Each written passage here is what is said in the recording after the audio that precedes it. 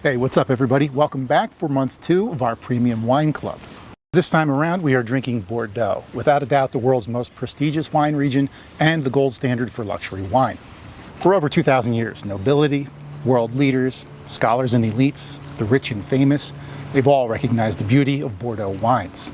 It's been raved about by critics, served in the world's best restaurants, hoarded by wealthy collectors, and now we get to enjoy it too.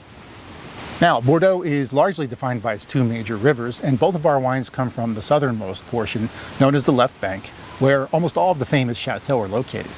These two wineries here have been in operation since the early 19th century, and one is actually still family owned. It's in its 9th generation. One of these wines is even a Grand Cru Classé, which means great growth, which is the highest quality ranking in Bordeaux, given to just 60 wineries all the way back in 1855. Bordeaux reds are the original red blends. They're almost always a blend of different grapes. And in the case of the two wines that we have in this set here, Cabernet Sauvignon is supported by both Merlot and Cabernet Franc. Bordeaux reds are almost always bold, high alcohol wines with these intense dark fruit flavors coming from the Cabernet Sauvignon, velvety tannins coming from the Merlot, and some complex herbs and spices on the finish, thanks to the Cabernet Franc.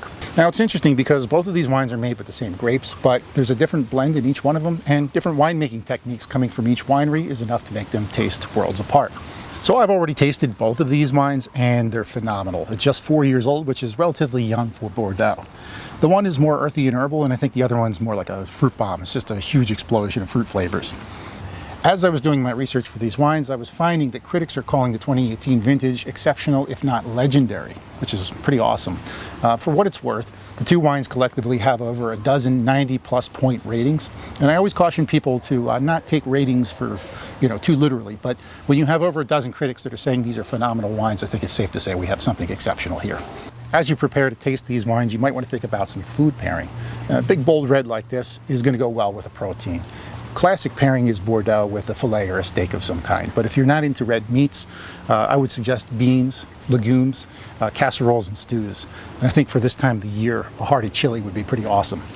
As you can see, there's so much to talk about when it comes to Bordeaux. It's easy to get carried away, so I'm going to stop it here, give you just this little taste for now, and then we can go deeper when we do the live tasting in a couple of weeks.